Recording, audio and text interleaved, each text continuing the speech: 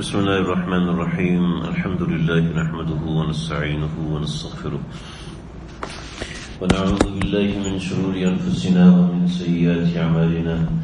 من يهده الله فلا مضل له ومن يضلله فلا هادي له. ونشهد أن لا إله إلا الله ونشهد أن محمدا عبده ورسوله. أما بعد. غزوہ احد تک ہماری بات پہنچی تھی اور غزوہ احد کی بیانیاں آپ صلی اللہ علیہ وسلم نے کی.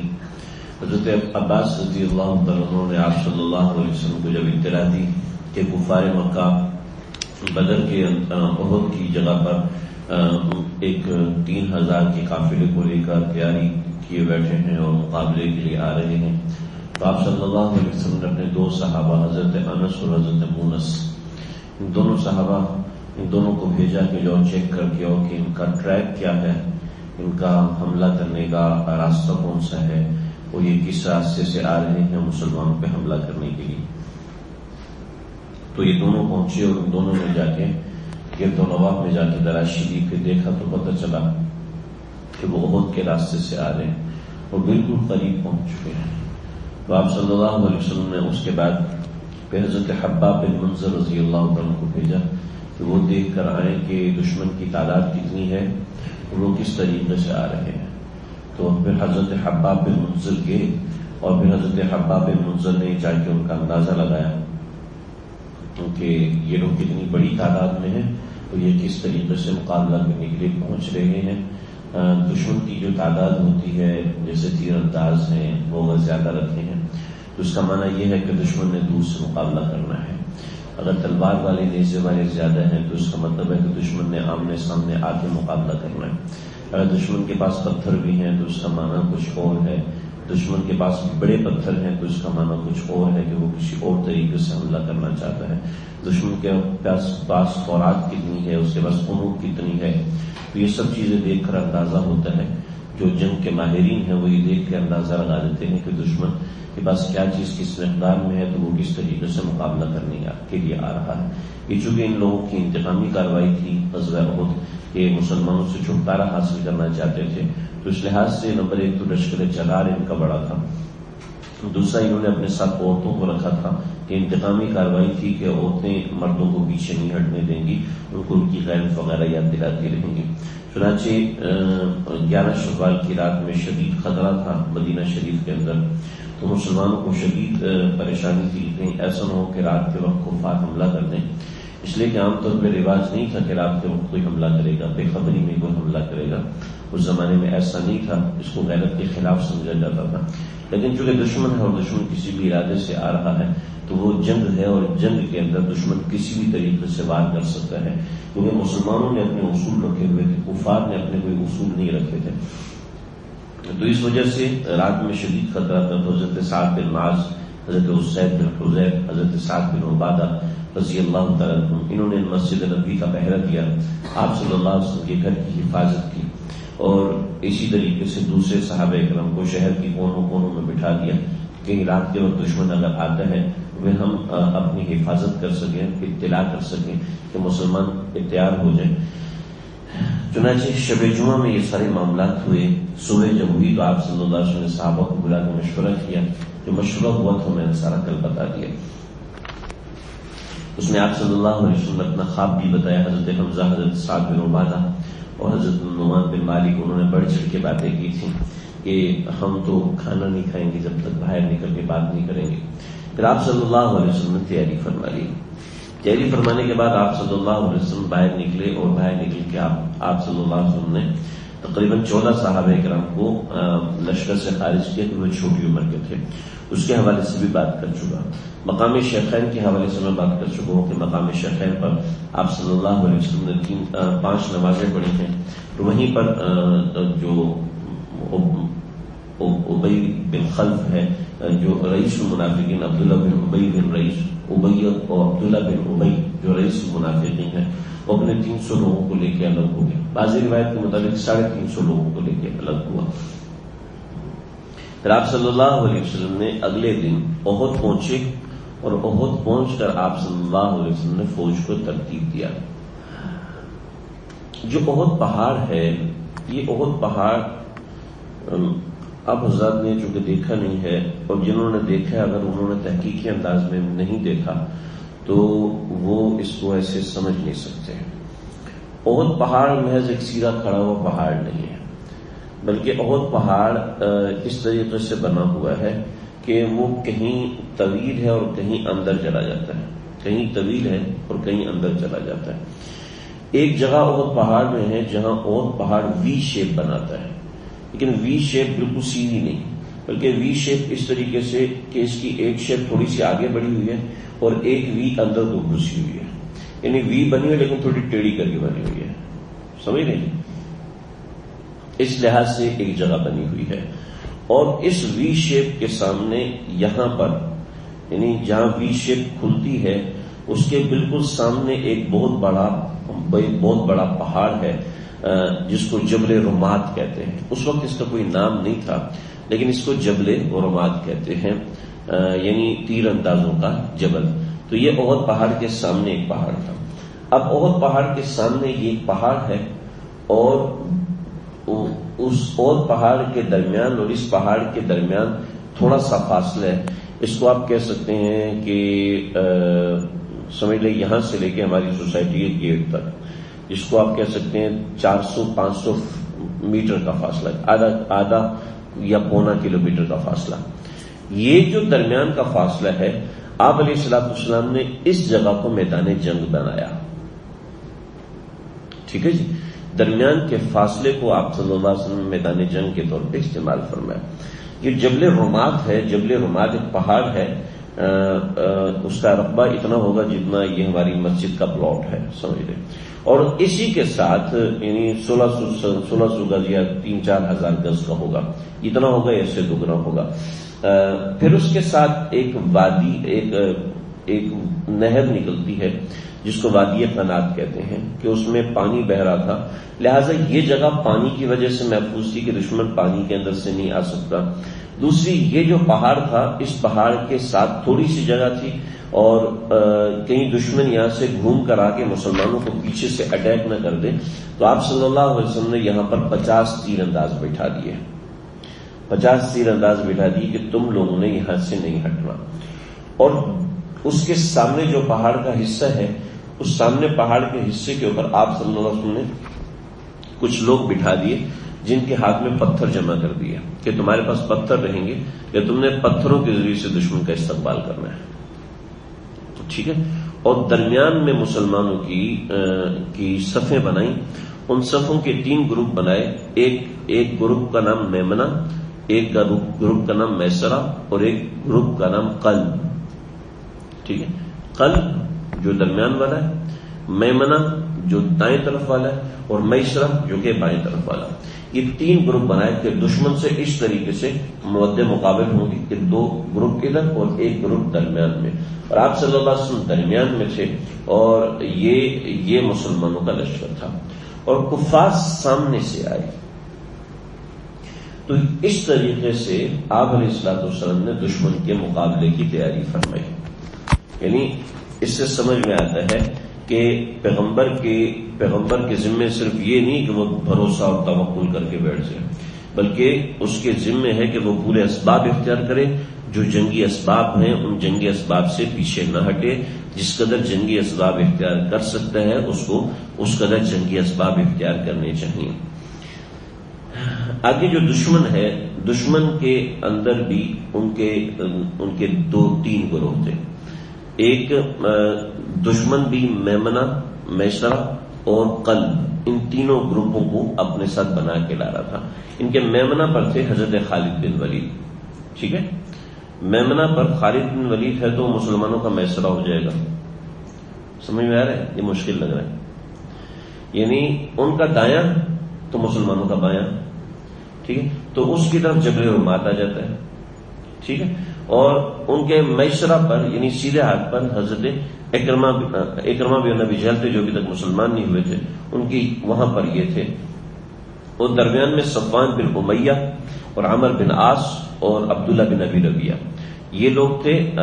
درمیان میں ابو سفیان تھے، اور پیچھے عمر بن عاص کو اور عبداللہ بن ابی ربیعہ کو تیر اندازوں پر بٹھایا ہوا تھا، تو یہ تیر اندازی کر کے مسلمانوں کو زخمی کریں گے، نقصان پہنچائیں گے، اور پھر ہم لوگ اٹیک کریں گے۔ اللہ اکبر۔ پھر آپ صلی اللہ علیہ وسلم نے مسلمانوں کو جہاد کے لیے تحریض کیا، یعنی موٹیویٹ کیا جہاد کے لیے، اور مسلمانوں کو آپ صلی اللہ علیہ وسلم نے چند کلمات فرمایا، اور چند کلمات فرمانے کے بعد میں اخذ بہذا السیف، آپ نے فرمایا میں یاخذ هذا السیف بحقہ، کون ایسا ہے جو اس تلوار کو لے اور اس تلوار کا حق ادا کرے؟ تو بہت سے صحابہ نے ہاتھ اٹھا کیا، یا رسول اللہ ہم لیں گے، یا رسول اللہ ہم لیں گے، تو آپ صلی اللہ علیہ وسلم نے کسی کو بھی نہیں دیا۔ تو حضرت ابو دجانہ رضی اللہ عنہ، بڑے جلیل القدر صحابی، حضرت ابو دجانہ رضی اللہ عنہ تشریف لائے، حاضر ہوئے، کہا یا رسول اللہ مجھے یہ تلوار دیجیے، میں اس تلوار کا حق ادا کروں گا۔ آپ صلی اللہ علیہ وسلم نے فرمایا کہ اس تلوار کا حق کیا ہے ذرا بتاؤ؟ تو حضرت ابو دجانہ کہنے لگے کہ یا رسول اللہ اس تلوار کا حق ہے کہ یہ مسلمان کو کبھی قتل نہ کرے اور کافر کے مقابلہ میں کبھی بھی فرار نہ ہونے دے، اس تلوار کا یہی حق ہے اور میں یہ حق ادا کروں گا۔ چنانچہ حضرت ابو دجانہ نے وہ تلوار لی، اور آپ صلی اللہ علیہ وسلم کو کیسے پتا تھا؟ ہو سکتا ہے بذریعہ وحی آپ صلی اللہ علیہ وسلم کو بتایا گیا ہو کہ اس تلوار کا حق صرف حضرت ابو دجانہ ہی ادا کر سکتے ہیں، چنانچہ انہی کو دے دی۔ چنانچہ حضرت ابو دجانہ وہ تلوار لے کے دشمن کی صفوں میں گھس گئے، اور جہاں حضرت ابو دجانہ جاتے لوگ ہٹتے چلے جاتے، یعنی اس تلوار کا روب اتنا تھا، یعنی میرے آقا صلی اللہ علیہ وسلم کے ہاتھ کی دی ہوئی تلوار تھی، اس کا روب کیوں نہیں ہوتا؟ چنانچہ اب چلتے چلتے لشکر کو کراس کیا، لشکر کو کراس کرنے کے بعد پیچھے خواتین کے خیموں تک پہنچ گئے، اور تلوار اٹھائی ہے تو دیکھا کہ جیسے جس بندے پہ تلوار اٹھائی ہے دیکھا وہ بندہ تو بندہ ہی نہیں ہے، وہ تو عورت ہے، تو تلوار کو واپس کھینچ لیا اور کہا کہ اپنی مدد کے لیے کسی کو بلاؤ۔ تو ہندا نے، وہ خاتون ہندا تھی، تو ہندا نے آوازیں دی کہ مجھے بچاؤ مجھے بچاؤ مجھے بچاؤ، دائیں بھی آوازیں دی بائیں بھی آوازیں دی، کوئی بھی اس کی مدد کے لیے نہیں آیا۔ تو حضرت ابو دجانہ نے تلوار واپس نیام میں ڈالی، فرمایا کہ میرے بہادری کا یہ تقاضا نہیں ہے کہ کوئی بے بس دائیں بائیں مدد کو پکار رہا ہو اور میں پھر بھی اپنی اس تلوار سے اس کو قتل کر دوں، یہ میری بہادری کا اور اس تلوار کا حق نہیں ہے، لہذا تلوار لی اور پھر واپس دشمن کے اندر گھس گیا۔ جب پہلے زمانے میں دشمن کے اندر مقابلہ ہوا کرتا تھا، دشمن کے ساتھ مقابلہ ہوتا تھا، تو ایسے ہوتا تھا کہ پہلے لشکر کے اندر سے کوئی بہادر نکلتا تھا اور دوسرے لشکر سے بھی کوئی بہادر نکلتا تھا، اور دونوں کا آپس میں مقابلہ ہوتا تھا، اور دونوں کا آپس میں مقابلہ کر کے پتہ چلتا تھا کہ کس قوم کا کون سب سے زیادہ بہادر انسان ہے۔ چنانچہ ایک لشکر کا بہادر ترین آدمی نکلتا اور وہ آ کے مقابلہ کرتا، دوسرے لشکر کا بہادر ترین آدمی آتا، وہ اس کا مقابلہ کرتا۔ تو اس کو کہتے ہیں مبارزت، اس کو بھی میں کہتے ہیں مبارزت۔ چنانچہ اس وقت کوئی بھی جب میدان قتال ہوتا کوئی بھی باہر نکلتا وہ کہتے ہیں حل من مبارز، کوئی ہے جو مجھ سے مقابلہ کرے، کوئی ہے جو مجھے چیلنج کرتا تھا مقابلے کا۔ چنانچہ یہاں پر کفار کے لشکر میں سب سے پہلے ایک شخص نکلا جس کا نام تھا ابو عامر، کا نام کہاں نکل گیا، ہاں ابو عامر کفار کے لشکر میں سے نکلا۔ لیکن ابو عامر کا ایک قصہ ہے کہ جو ابو عامر تھا اس نے کیا کیا تھا، یہ مدینہ شریف کا رہنے والا تھا اور اوس کا سردار تھا، اور اوس والے اس کو بڑا پسند کرتے تھے، یعنی سب لوگ اس کے دیوانے اور عاشق تھے، یعنی اس کے کہنے پہ بچوں کے نام رکھے جاتے تھے، اس کے کہنے پہ تجارت کی جاتی تھی، اس کے کہنے پہ لوگوں کے معاملات حل ہوتے تھے، یعنی لوگ اس کو بہت پسند کرتے تھے۔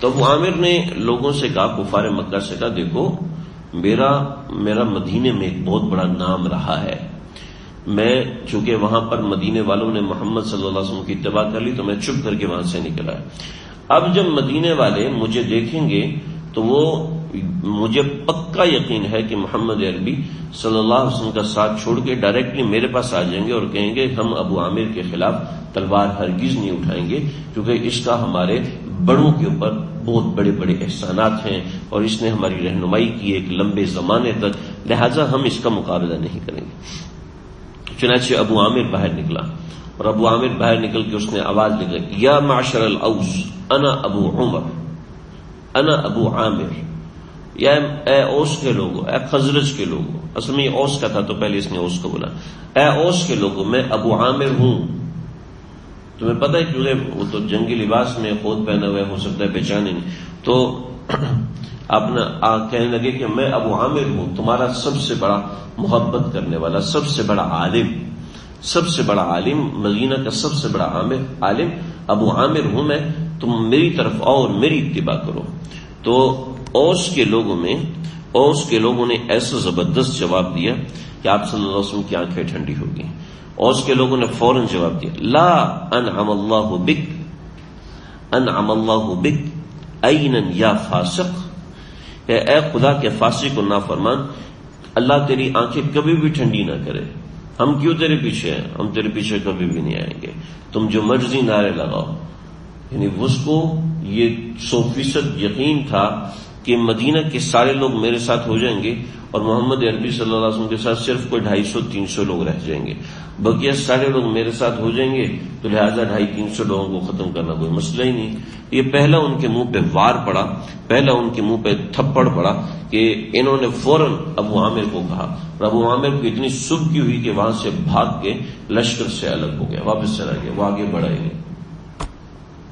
اس کے بعد کفار کے لشکر کا ایک عالم بردار تھا طلحہ بن ابی طلحہ، یہ آگے آیا اور اس نے للکارا، کہتا اے اصحاب محمد، تم کیا سمجھتے ہو اللہ نے ہم کو تمہاری تلواروں سے جلدی جہنم پہنچانا، اللہ تعالیٰ تمہاری تلواروں سے ہم کو جلدی سے جہنم میں پہنچاتا ہے اور ہماری تلواروں سے تم کو جلدی سے جنت میں پہنچاتا ہے، لہذا کوئی ایسا ہے جو اپنی تلوار سے مجھے جہنم میں پہنچائے، کہ میری تلوار سے جلدی سے جنت میں چلا جائے تو آج میں اس کو جنت پہنچانے کے لیے تیار ہوں۔ نے مسلمانوں کا مذاق اڑایا۔ جو اس نے یہ کلمات کہے تو حضرت علی رضی اللہ عنہ آگے بڑھے اور حضرت علی رضی اللہ عنہ نے تلوار نکالی، اور یہ گھوڑے پہ سوار تھا اور حضرت علی پیدل تھے، یہ آگے بڑھا، حضرت علی چھوٹے قد کے تھے، حضرت علی کا قد چھوٹا تھا، تو حضرت علی رضی اللہ عنہ نے اچھل کے تلوار ماری، اس کا پاؤں کٹ کے رب ہو گیا، یہ وہاں ایسا تڑپا ہے۔ اس کے بعد حضرت علی پیچھے ہٹے تو حضرت علی نے چہرہ پیچھے کر لیا۔ آپ نے پوچھا علی کیا مسئلہ ہے، کیوں چہرہ پہ؟ یا رسول اللہ میں نے اس کی ٹانگ کاٹی تو اس کے ساتھ اس کی دھوتی کھل گئی، تو مجھے شرم آئی کہ میں کسی ننگے آدمی پہ کیسے وار کروں۔ پھر حضرت علی نے دوسرا وار کیا، اس کا سر کے 2 ٹکڑے کر دیے۔ یہ ایسا خطرناک وار تھا، ایسا خطرناک وار کہ قریش ہل کے رہ گئے۔ اس کے بعد حضرت علی تو واپس آ گئے، تو عثمان بن ابی طلحہ، یہ جو طلحہ بن ابی طلحہ کا بھائی ہے، یہ آگے بڑھا اور اس نے آگے بڑھ کے رضیہ اشعار پڑھے، ان علی اہل اللواء حق ان تغضب الزعداء ان تنطقا، کہتے علم بردار کا فرض ہے کہ لڑتے لڑکے اس کا نیزہ دشمن کے خون سے رنگین ہو جائے یا ٹوٹ جائے۔ انہیں غیرت کے اشعار تھے، مطلب یہ ہے کہ یا تو میں ذبح کر دوں گا مسلمانوں کو یا پھر میرا نیزہ ٹوٹ جائے گا، مطلب یہ کہ دشمن مجھے ختم کر دے گا۔ حضرت حمزہ آگے بڑھے اور ایک ہی بار میں اتنی تیزی سے اس کا سر کاٹا کہ حضرت حمزہ کی تلوار کے اوپر خون بھی نہیں لگا۔ حضرت طلحہ، حضرت حمزہ ایسی لڑائی کرتے تھے۔ اس کے بعد اور بھی بہت سے لوگ آئے اور تقریباً 20 مبارز آئے، 20 مبارز، میرے پاس تقریباً 11 لکھے ہوئے ہیں، سب کو بتاؤں گا تو ایسے ہی وہ بات بڑھتی چلی جائے گی۔ 20 مبارز آئے اور 20 کے 20 مبارز کفار کے مارے گئے، مسلمانوں کا کوئی ایک بھی نہیں مارا گیا، نہ کوئی ایک مارا گیا اور نہ کوئی ایک زخمی ہوا۔ 20 مبارز آئے۔ یہاں پر مبارزت کا مقابلہ کرنے والے اصل میں بہت سے لوگوں نے عجیب باتیں لکھی کہ 20 کے 20 مبارزین کو حضرت علی نے ختم کیا، حالانکہ یہ بات بالکل غلط ہے۔ حضرت عاصم نے بھی ختم کیا، حضرت زبیر، حضرت طلحہ اور اسی طریقے سے حضرت حمزہ، حضرت سعد بن ابی وقاص، اور اس طریقے سے مختلف لوگوں نے مقابلے کیے تھے اس مبارزت کے اندر۔ جب کفار نے دیکھا کہ ہمارے تو 20 بندے مارے گئے، ہمارے 20 بندے، بعض روایت میں 22 بندے مارے گئے، تو جب کفار نے یہ دیکھا کہ ہمارے 20 نہیں 22 بندے، ہمارے 22 بندے مارے گئے ہیں، تو انہوں نے کہا بھائی اس طریقے سے اگر مقابلہ کریں گے، مسلمانوں کا تو ایک بھی نہیں مارا، ہماری 20 لاشیں کھڑی ہو گئی، تو یہ تو بڑی نقصان کی بات ہے۔ اور ان میں تقریباً 8 ایک ہی خاندان کے لوگ تھے، 8 یہ طلحہ بن ابی طلحہ کے خاندان کے لوگ ہی تھے۔ چند اس کے بھائی تھے اور چند اس کے پوتے تھے، یعنی سارے تقریباً ایک خاندان کے، تقریباً 8 ایک خاندان کے، اور بقیہ جو تھے تقریباً 14 جو ہے وہ دوسرے خاندان کے لوگ تھے۔ تو یہاں پر سیرت ابن ہشام نے بڑی تفصیل لکھی اور ساری باتیں بتائی ہیں، ہمیں اس میں جانے کی ضرورت نہیں ہے۔ تو اس کے بعد آپ صلی اللہ علیہ وسلم نے پھر اس کے بعد کفار نے کہا اگر ہم اس طریقے سے آگے بڑھتے رہیں گے تو آگے بڑھتے رہنے سے تو مسئلہ ہو جائے گا، ہمارے ایک ایک کر کے بندے مارے جائیں گے۔ چنانچہ ان لوگوں نے جم غفیر کے ساتھ حملہ کیا۔ جب جم غفیر کے ساتھ حملہ کیا ہے تو ایسا ہوا کہ مسلمانوں نے دائیں طرف سے، جو دائیں طرف مسلمان تھے انہوں نے وہاں سے پتھر برسائے، اور بائیں طرف کے جو مسلمان جبل رومات پر کھڑے تھے انہوں نے تیروں کی بوچھاڑ کی۔ درمیان میں کفار کا لشکر تھا اور سامنے مسلمان تھے۔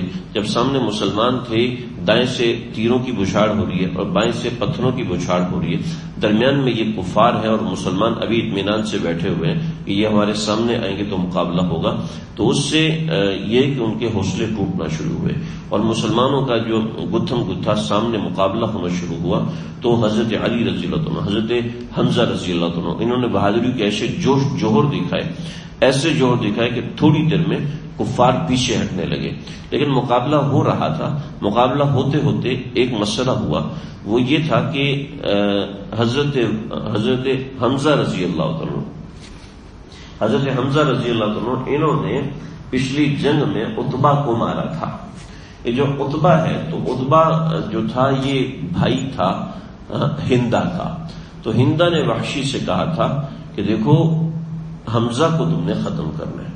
اصل میں بات یہ تھی کہ وحشی کو ٹارگٹ دیا گیا تھا، سب سے پہلے نبی اکرم صلی اللہ علیہ وسلم کے اوپر گھات لگائے، آپ صلی اللہ علیہ وسلم پر گھات لگائیں، اور جیسے ہی آپ کو موقع ملے ویسے ہی آپ صلی اللہ علیہ وسلم کو شہید کر دیں۔ دوسرا حضرت علی رضی اللہ عنہ پہ گھات لگائے کہ حضرت علی رضی اللہ عنہ لشکر کی ایک کمان سنبھال رہے ہیں، جب حضرت علی رضی اللہ عنہ کا کوئی مسئلہ ہوگا، شہید کر دیا جائے گا تو ایک لشکر کا حصہ ختم ہو جائے گا۔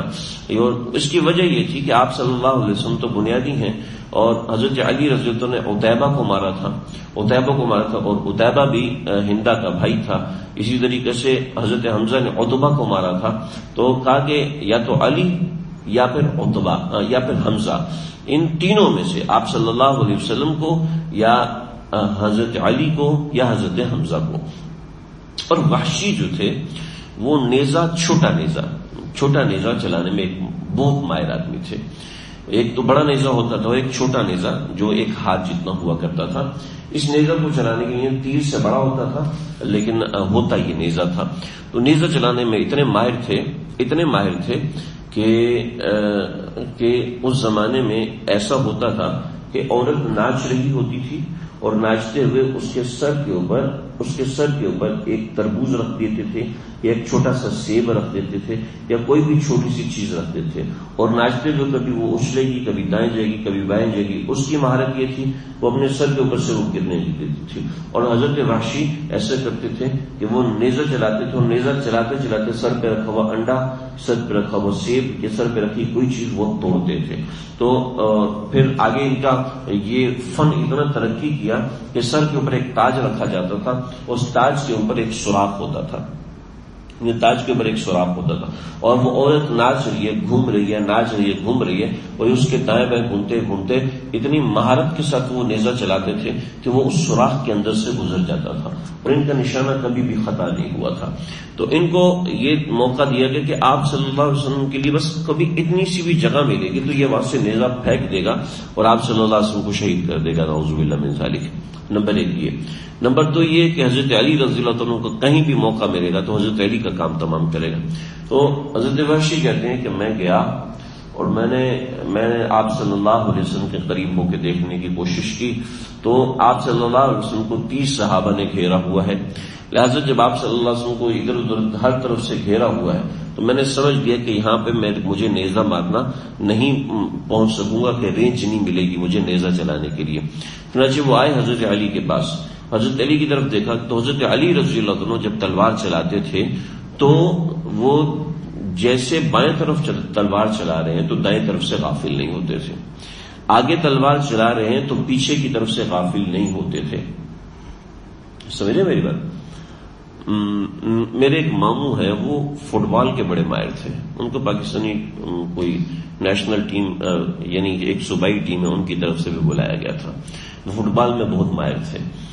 تو کیا ہوا، وہ جب کھیلتے تھے تو ان کو پتہ چل جاتا کہ میرے پیچھے سے بندہ آ رہا ہے. کھیلتے کھیلتے ان کو پیچھے سے پتہ چل جاتا تھا کہ یہاں سے بندہ آ رہا ہے، دائیں سے بندہ آ رہا ہے، بائیں سے بندہ آ رہا ہے. وہ فٹ بال کو بھی دیکھ رہے ہوتے تھے اور صرف اپنے احساس سے پتہ کر لیتے تھے کہ پیچھے سے بندہ آ رہا ہے اور اس نوعیت کی کک مارنے کے لیے آ رہا ہے. لہٰذا وہ پہلے سے اس کی تیاری کر لیتے تھے پیچھے دیکھے بغیر. ہاں جی، کیا ہوتا ہے یہ، آپ اگر کوئی بھی چیز کھیلتے رہو تو آپ کے سینسز اس میں کھل جاتے ہیں، آپ کے سینسز اس میں ایسے کام کرنے لگتے ہیں کہ آپ کو پتہ چل جاتا ہے. چنانچہ جتنے بڑے بڑے سپاہی سالار ہیں ان کو کوئی تیر نہیں مار سکتا، ان کو کوئی نیزہ نہیں مار سکتا. مار سکتے ہیں لیکن بات یہ کہ ان کے سینسز ایسے کام کر رہے ہوتے ہیں کہ آتا ہوا تیر ان کو پتہ چل جاتا ہے، اس کے تیر کے سامنے وہ ڈھال رکھ لیتے ہیں. آتا ہوا نیزہ ان کو پتہ چل جاتا تھا کہ وہ اس سے کس طریقے سے بچ سکتے ہیں، وہ کر لیتے ہیں.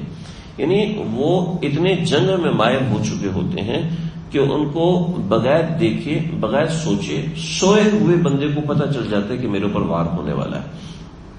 کتنی مرتبہ صلاح الدین ایوبی رحمۃ اللہ علیہ ان کے اوپر ایسے وار ہوا، وہ سوئے ہوئے تھے اور کوئی قریب آ کے نیزہ مارنے لگا، جاگ پڑے. پیچھے واقعہ سنایا آپ صلی اللہ علیہ وسلم، سوئے ہوئے تھے، اس نے تلوار نکالی تو آپ جاگ گئے. تو جو جنگ کے ماہر ہوتے ہیں ان کو دائیں بائیں کوئی ایسا خطرہ ہو، سوتے ہوئے میں آپ اس کے اوپر حملہ نہیں کر سکتے، کیونکہ وہ جنگ میں ایسے ماہر ہو چکے ہوتے ہیں. ان کی چھٹی حص کام کرنا شروع کر دیتی، فوراً کام کرنا شروع کر دیتی. یہاں تک بھی پتہ چل جاتا ہے کہ آج رات میرے اوپر حملہ ہونا ہے، یہ بھی پتہ چل جاتا ہے. آپ اگر یہ حیات الحیوان پڑھیں تو آپ کو پتہ چلے گا جس علاقے میں سیلاب آنا ہوتا ہے اور جس علاقے میں زلزلہ آنا ہوتا ہے 2 دن پہلے کتے وہاں سے بھاگ جاتے ہیں. ٹھیک ہے، وجہ اس کی ہے کہ وہ اس نوعیت کے سینسیٹیو ہو چکے ہوتے ہیں کہ ان کو خطرے کی پہلے سے بو آ جاتی ہے، پتہ چل جاتا ہے. تو اس نوعیت کے لوگ ان چیزوں میں اتنے ماہر ہوتے ہیں کہ ان کو پتہ چل جاتا ہے کہ میرے ساتھ کیا ہونے والا ہے. یعنی ان کے سینسز اتنے کام کر چکے ہوتے، جسے ہم اپنی زبان میں چھٹی حس کہتے ہیں. تو ان کی چھٹی حس اتنی تیز ہو چکی ہوتی ہے کہ وہ پیچھے سے آتے ہوئے تیر کو محسوس کر لیتے ہیں کہ پیچھے سے تیر آ رہا ہے اور اس سے بچنا کیسے ہے اور کس طریقے سے بچنا ہے. چنانچہ حضرت علی رضی اللہ عنہ میں یہ ملکہ بڑی شاندار حیثیت تک مکمل تھا کہ حضرت علی کے پیچھے سے کوئی وار نہیں کر سکتا تھا، دائیں بائیں سے کوئی وار نہیں کر سکتا تھا. اور یہ جس شخص نے چھپ کے حضرت علی پہ وار کیا تھا وہ بھی حضرت علی نے وار اچھا خاصا بچا لیا تھا. ورنہ جب حضرت علی کی شہادت ہوئی تو جس شخص نے چھپ کے وار کیا اس نے اس لحاظ سے وار کیا تھا کہ گردن اسی وقت سر سے الگ ہو جاتی، لیکن وہ صرف حضرت علی کی گردن صرف زخمی کر سکا، اس لیے کہ وہ نیند کا وقت تھا، غفلت کا وقت تھا، سونے کا وقت تھا. تو حضرت علی کو اندازہ نہ ہو سکا تھا کہ اس وقت میرے اوپر حملہ ہوگا، اور پھر تھا بھی اندھیرا. لیکن میدان جنگ کے اندر تو انسان فل الرٹ ہوتا ہے نا. چنانچہ حضرت وحشی کہتے ہیں کہ میں وہاں پہنچا ہوں اور میں نے پوری کوشش کی کہ حضرت علی پر کسی طریقے سے حملہ ہو جائے، لیکن حضرت علی نہ دائیں سے غافل تھے، نہ بائیں سے غافل تھے، نہ آگے سے غافل تھے، نہ پیچھے سے غافل تھے. لہٰذا حضرت علی پر حملہ نہیں ہو سکتا. آپ لوگوں میں سے کوئی بیڈمنٹن کھیلا ہے کبھی؟ جو بیڈمنٹن کے ماہر ہوتے ہیں نا ان کو پہلے سے پتہ چلتا ہے شٹل اس طرف آ رہی ہے. ٹھیک ہے، ان کو وہی آ رہی ہوتی ہے نہیں، ان کو سامنے والے کے صرف مارنے کی سٹائل سے پتہ چلتا ہے ابھی اس نے شٹل یہاں پھینکنی ہے، وہ پہلے سے وہاں پہنچ جاتا ہے، حالانکہ وہ شٹل سے تیز تو نہیں ہوتا ہے. تو یہ مہارت کی بات ہوتی ہے. حضرت علی رضی اللہ عنہ کا ایسی مہارت بدری کی عدم تھی. دوسری طرف حضرت حمزہ، یہ جو جنگ لڑتے تھے حضرت حمزہ، یہ دائیں بائیں آگے پیچھے سے بے پرواہ ہو کے جنگ لڑتے تھے. سمجھے؟ چند صحابہ کا ایک امتیاز تھا، وہ دائیں بائیں آگے پیچھے دیکھے بغیر دشمن کے جتھے میں گھس جاتے اور جس نے جو بگاڑنے بگاڑ کے دکھایا گیا. اور حمزہ تو شیر تھے نا، شیر کا شکار کیا کرتے تھے. حضرت حمزہ کو کسی انسان سے ڈر لگنے کا سوال ہی پیدا نہیں ہوتا. تو حضرت حمزہ رضی اللہ عنہ آگے بڑھ رہے تھے تو کہنے لگے میں نے حضرت حمزہ کا مشاہدہ کیا تو یہ اگر میں پیچھے سے وار کروں گا تو ان کو پتہ نہیں چلے گا. چنانچہ ایک شخص نے حضرت حمزہ کو تم بڑے شیر بن رہے، آؤ مجھ سے مقابلہ ہو. حضرت حمزہ کے ہاتھ میں 2 تلواریں تھیں، ڈھال استعمال نہیں کرتے تھے، دونوں ہاتھ میں تلواریں تھیں. تو حضرت حمزہ نے اس کا سر قلم کیا، اس کا سر لڑکتا ہوا گیا. ہونے لگے یہ حضرت حمزہ اس کو دیکھ رہے تھے کہ واقعتاً صحیح طریقے سے سر کٹا یا نہیں کٹا. حضرت حمزہ رضی اللہ عنہ وہاں سے اٹھے. جب انسان کوئی کرتا ہے تو دیکھتا تو ہے. چند سیکنڈ کے لیے حضرت حمزہ وہاں سے غافل ہوئے تو میں نے پیچھے سے نیزہ مارا. پتھر کے پیچھے شبہ ہوا تھا اور میں نے نیزہ مارا، لیکن نیزہ مارنے کے ساتھ ہی حضرت حمزہ کھون گئے. تو حضرت حمزہ کا نیزہ جو حضرت حمزہ کے ناف سے نیچے لگا اور پار ہو گیا. حضرت حمزہ رضی اللہ عنہ آگے بڑھے اور انہوں نے مجھے جیسے دیکھا ہے لگے مجھے ایسے لگا کہ مجھے انہوں نے قتل کر دیا ہے. حضرت حمزہ رضی اللہ عنہ لیکن تھوڑا سا آگے بڑھے، 2-3 قدم چلے اور اس کے بعد ان کو خون کی الٹی آئی اور وہیں پہ گرے اور شہید ہو گئے. آپ صلی اللہ علیہ وسلم نے حضرت وحشی کے بارے میں فرمایا تھا کہ جہاں ملے ان کو قتل کر دو. چنانچہ وحشی طائف بھاگ گئے. پھر جب ان کو اسلام ان کے دل میں گھر کر گیا تو نقاب لگایا اور مدینہ منورہ مسجد نبوی پہنچے. اور مسجد نبوی میں عصر کی نماز کے بعد آپ صلی اللہ علیہ وسلم بیٹھے ہوئے تھے تو حضرت وحشی نے چھلانگ لگائی اونٹ سے، اور اونٹ سے چھلانگ لگا کے آپ صلی اللہ علیہ وسلم کے سامنے آئے اور آپ کہیں گے اشہد اللہ الہ الا اللہ. پوچھا کون ہے؟ تو نقاب اٹھایا اور کہا وحشی ہوں. تو صحابہ ٹھک ٹھک ٹھک ٹھک ٹھک تلواریں نکالی. یا رسول اللہ اجازت دے ابھی اس کو قتل کرتے ہیں، اجازت دے ابھی اس کو قتل کرتے ہیں. تو آپ نے فرمایا کہ دعوہ فلی اسلام رجل واحد احب الی من قتل 1000 کافر. ایک آدمی کا اسلام قبول کر لینا مجھے 1000 کفار کو قتل کرنے سے بہتر معلوم ہوتا ہے، لہذا اس کو چھوڑو. حضرت وحشی فرماتے ہیں کہ نبی اکرم صلی اللہ علیہ وسلم نے مجھے فرمایا کہ بہتر ہوگا کہ تم میرے سامنے نہ آؤ، اس لیے کہ حضرت حمزہ کی نعش کو صرف ایسے نہیں چھوڑا تھا بلکہ حضرت حمزہ کی نعش کا سینہ چاک کیا. وہ چاک کرنے کے بعد اندر سے کلیجہ نکالا اور کلیجہ نکالنے کے بعد ہندا نے اس کلیجے کو چبایا. حضرت حمزہ کا ناک کاٹ دیا، کان کاٹ دیے، اس طریقے سے دیگر چیزیں مسلح کیا. اس کو مسلح کرنا کہتے ہیں. تو آپ صلی اللہ علیہ وسلم کو اس کا بڑا رنج تھا. یہ ہوا ٹھیک ہے جی. حضرت حمزہ شہید ہو گئے. حضرت حمزہ شہید ہوئے، لیکن اس کے ساتھ چونکہ دشمن کی تعداد بہت زیادہ تھی تو چند ایک اور مسلمان بھی اس حلے میں شہید ہوئے. ایک تو حضرت حمزہ شہید ہوئے، دوسرے ایک صحابی حضرت حنظلہ رضی اللہ عنہ. حضرت حنظلہ رضی اللہ عنہ ان کو ایک جو ابو عامر فاسق جس کا میں نے ذکر کیا، ابو عامر فاسق اس نے حضرت حنظلہ کو شہید کیا. حضرت حنظلہ شہید ہوئے تو نبی اکرم صلی اللہ علیہ وسلم کے پاس ان کی اہلیہ آئیں اور کہنے لگی کہ یا رسول اللہ آپ کے لشکر میں ایک ساتھی ہیں حضرت حنظلہ، میری ان کی رات کو شادی ہوئی ہے اور انہوں نے صرف رات گزاری ہے، صبح انہوں نے غسل کرنا تھا کہ جنگ احد کا اعلان ہو گیا. تو آپ صلی اللہ علیہ وسلم کے اعلان کے اوپر انہوں نے ایسے لبیک کہا کہ یہ غسل بھی نہیں کر سکے. انہوں نے کہا کہ آپ صلی اللہ علیہ وسلم کو پیغام بھیج دینا، اگر میں شہید ہو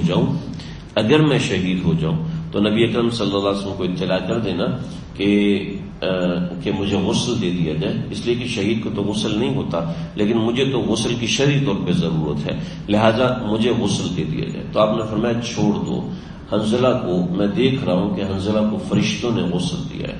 چنانچہ حضرت حنظلہ کی جب لاش ملی تو ان کے سر کے اندر سے خوشبودار پانی بہ رہا تھا، جیسے غسل کرنے کے بعد کسی آدمی کے سر سے پانی بہتا ہے.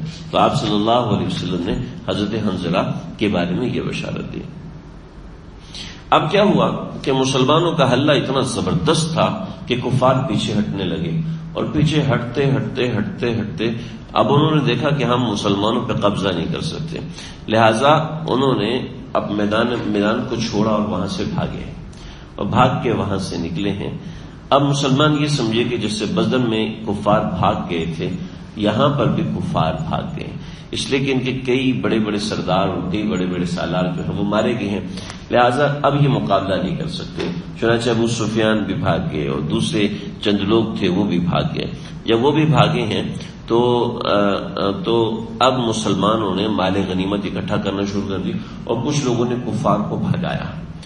اب مسئلہ یہ ہوا کہ جو تیر اندازوں کا لشکر تھا، 50 تیر انداز تھے، حضرت عبداللہ بن جبیر کے پاس آئے اور کہنے لگے کہ جنگ ختم ہو گئی ہے، مسلمان جیت چکے ہیں، اب ہمیں یہ ٹیلا، اب ہمیں یہ پہاڑ چھوڑ دینا چاہیے۔ تو حضرت عبداللہ بن جبیر نے فرمایا کہ نبی اکرم صلی اللہ علیہ وسلم نے فرمایا تھا کہ اگر ہمیں جنگل کے بھیڑیے بھی نوچنا شروع کر دیں تو تب بھی تم لوگوں نے اس پہاڑ کو نہیں چھوڑنا جب تک میں تم سے نہ کہہ دوں۔ تو آپ صلی اللہ علیہ وسلم کا فرمان تو یہی ہے، لہذا جب آپ کو فرمان یہ ہے تو میں اس جگہ کو نہیں چھوڑ سکتا۔ کہنے لگے دیکھیں آپ کی بات بالکل صحیح ہے، لیکن نبی اکرم صلی اللہ علیہ وسلم کا یہ جو کہنا تھا یہ اس وقت کے لیے کہنا تھا جب خطرہ ہو۔ اب تو کفار بھاگ گئے، جب کفار بھاگ گئے تو کوئی خطرہ نہیں رہا، جب کوئی خطرہ نہیں رہا تو یہاں رکنے کا کوئی فائدہ نہیں ہے۔ جیسے دوسرے مسلمان مال غنیمت اکٹھا کر رہے ہیں تو ہم بھی مال غنیمت اکٹھا کرتے ہیں تو چلیں۔ لیکن حضرت عبداللہ بن جبیر نے سختی سے منع کیا کہ بھئی ہم ہرگز نہیں جائیں گے۔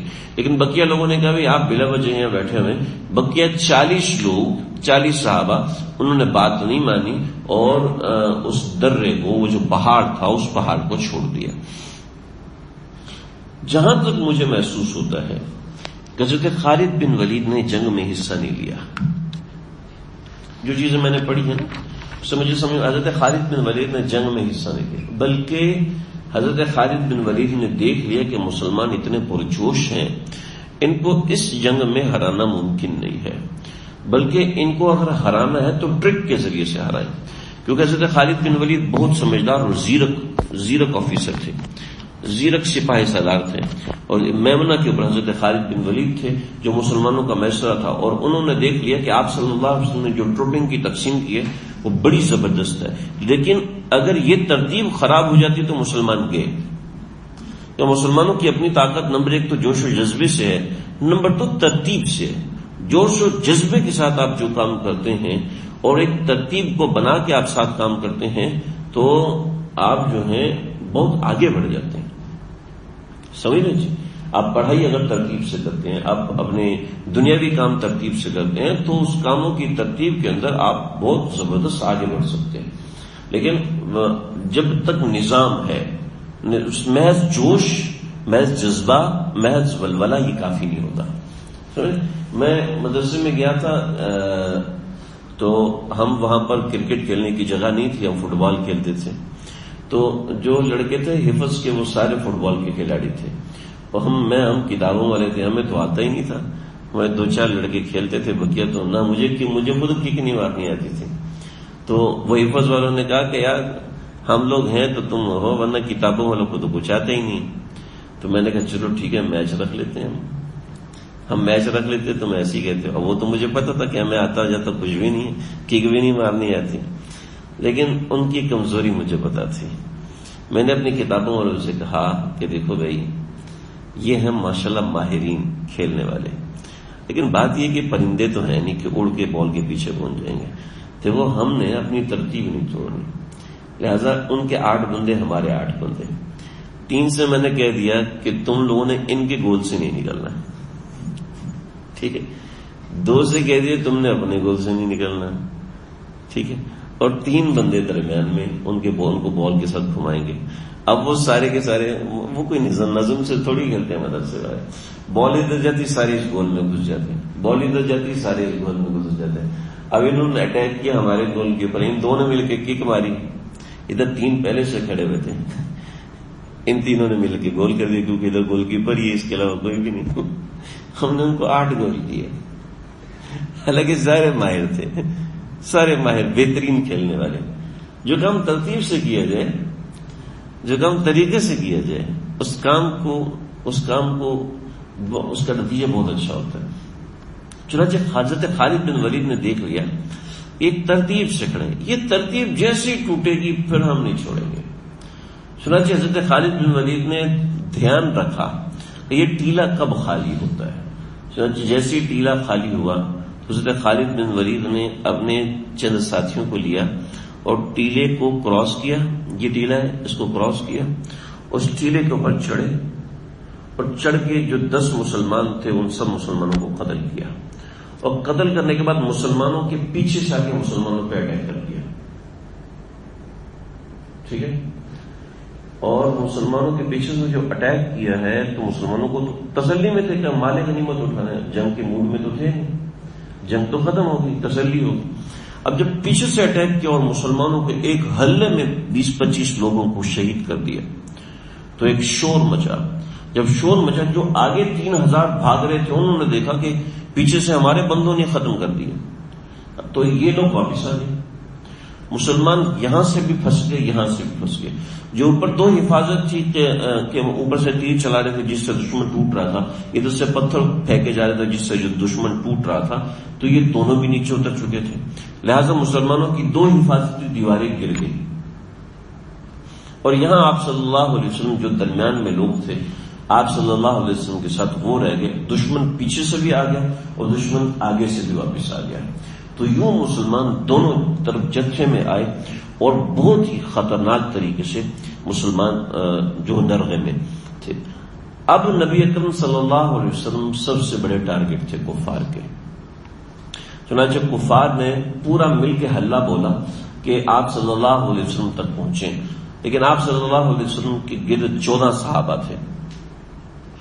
30 صحابہ تھے لیکن 14 صحابہ مستقل آپ صلی اللہ علیہ وسلم کے ساتھ رہے. کبھی 2 چلے جاتے نہیں, 14 صحابہ تھے اور 7 صحابہ مستقل آپ کے ساتھ رہے, دائیں بائیں آگے پیچھے.